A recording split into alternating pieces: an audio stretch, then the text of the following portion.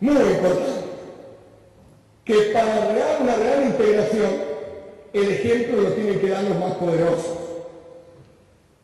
Y Alemania y Francia, como les conté, que son los motores de la Unión Europea, crearon desde el inicio del proceso de integración los fondos estructurales.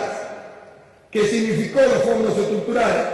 Significó que los países más ricos iban a colaborar, digamos, con los países más pobres, con las regiones más pobres. Y en una generación, que se calcula más o menos en 20 años, Irlanda, España, Portugal y Grecia pasaron de su desarrollo al desarrollo. En una generación.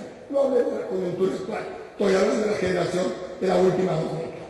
Porque esos países pensaron, estructuraron los fondos para que se equiparara la carga, para que se terminara o se intentara paliar el Mezzogiorno italiano o las regiones pobres del sur de España o las regiones pobres de Irlanda y de Grecia. No hay integración si no hay esta generosidad. Y aquí viene un gran problema. No hay esta generosidad entre nosotros.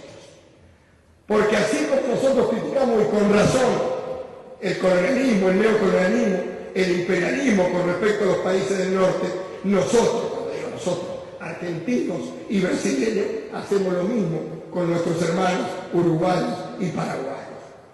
Y hace poco nomás, para paliar esta tremenda asimetría, se creó lo que decía Salviolo, el FOSEN, que es una señal importante, pero es absolutamente insuficiente.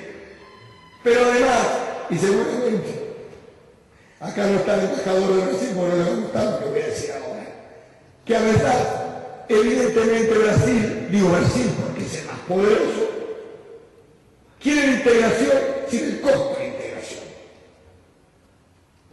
Para generar un proceso, y ahora pasamos al UNASUR, de alguna manera se debe ser generoso en la construcción.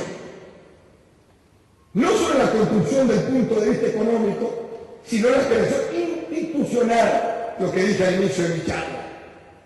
Entonces es necesaria que el Mercosur tenga supranacionalidad, porque si el Mercosur no tiene supranacionalidad, no tiene destino. Y fíjense un ejemplo, un solo ejemplo, que casi nos lleva a otra tragedia y que todavía no se apagó el fuego, dicho sea de paso. Lo que pasa con la vergüenza que hemos pasado ante el mundo con nuestros hermanos uruguayos, que fuimos a una corte, pagamos abogados, fortunas a internacionalistas, tenemos a una colectividad de Gualeguaychú en una situación complicada. ¿Sabe por qué pasó todo esto? Porque no había una legislación mercosuriana. Si hubiera habido una legislación mercosuriana obligatoria, no hubiera habido problemas.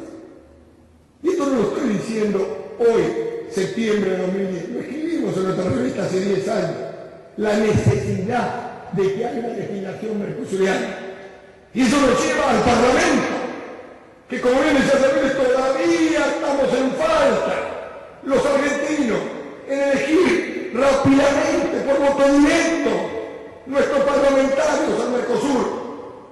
Pero ese Parlamento, si no quiere ser denostado por la ciudadanía, ese hermoso concepto que utilizó Salviolo, que estamos en falta, y yo le digo a los alumnos permanentemente, no somos ciudadanos argentinos, no somos ciudadanos latinoamericanos, esa es la tremenda gran falla después de 27 años de democracia, y lo estoy diciendo en un recinto de la democracia argentina, no somos ciudadanos, con lo que implica ser ciudadanos. Entonces, evidentemente, si ese Parlamento no legisla, como legisla esta Cámara, ese Parlamento no solamente no va a tener destino, sino que va a ser denostado por la propia sociedad, que lo va a pensar que es, no quiero usar la palabra tan nuestra, porque no es académico, pero que es una analogía más para un sector político, para una clase política. Entonces la clase política es otro clavo más que se pone de cara a la sociedad.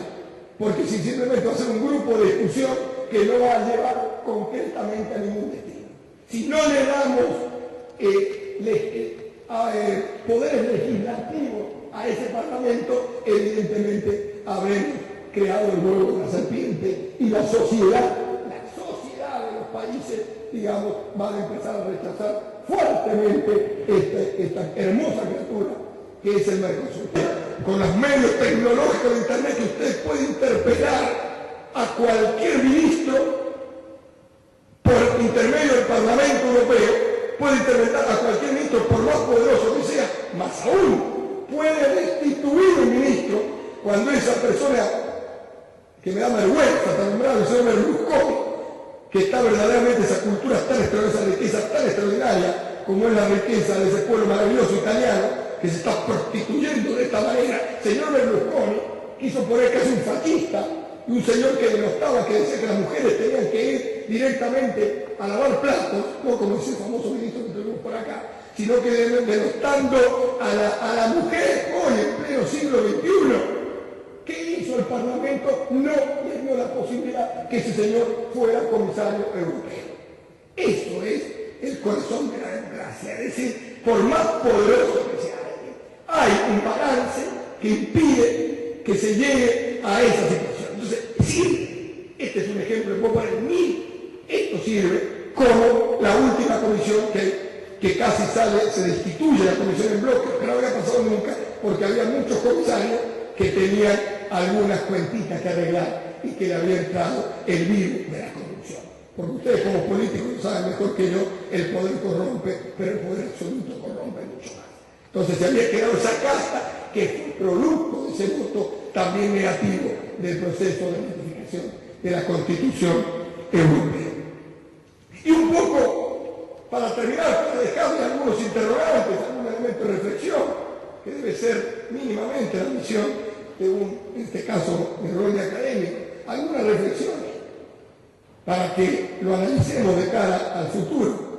Seguramente no va a ser en el día de hoy, nos queda a la espera de su pregunta. Y es que la Alemania, atención señores, Alemania está en otra situación. No es la Alemania que creó la Unión Europea. La Alemania se está distanciando cada día más del rol de la Unión Europea. Es otra Alemania, se los dejo la reflexión para que ustedes analicen en los próximos años el rol que va a tener Alemania. Porque Alemania no es lo mismo la Alemania dividida que creó la Unión Europea, que es la Alemania que estamos viendo en los últimos tiempos. Eso por un lado, y por otro lado, no es saltando a otro proceso de integración, me refiero completamente al UNASUR, que vamos a resolver los problemas de integración. Los problemas de integración se resuelven con más integración, pero con instituciones. Sin instituciones no hay proceso de integración posible. Porque hoy podamos tener un Lula y mañana un Ramírez, que es lo contrario a Lula, y el proceso de integración no puede quedar a las áreas de cuál o tal presidente. Esto nosotros, y termino con esto, con la inicio de esta charla, tenemos que, con gran mensaje, yo siempre se lo doy a los estudiantes, pensar en la institucionalidad, tanto interna como externa, y en ese extraordinario concepto que creo que se debería hacer un curso intensivo, masivo, en los medios de comunicación, que seamos ciudadanos de la Argentina y del Mercosur. Muchas gracias. Bien, con este aplauso agradecemos la ponencia del doctor Colzani, le agradecemos profundamente esta participación y vamos a invitar, que ya está aquí entre nosotros, al licenciado Daniel Larriqueta a subir al estrado para escuchar su disertación también, y con esto finalizamos la jornada en el día de hoy.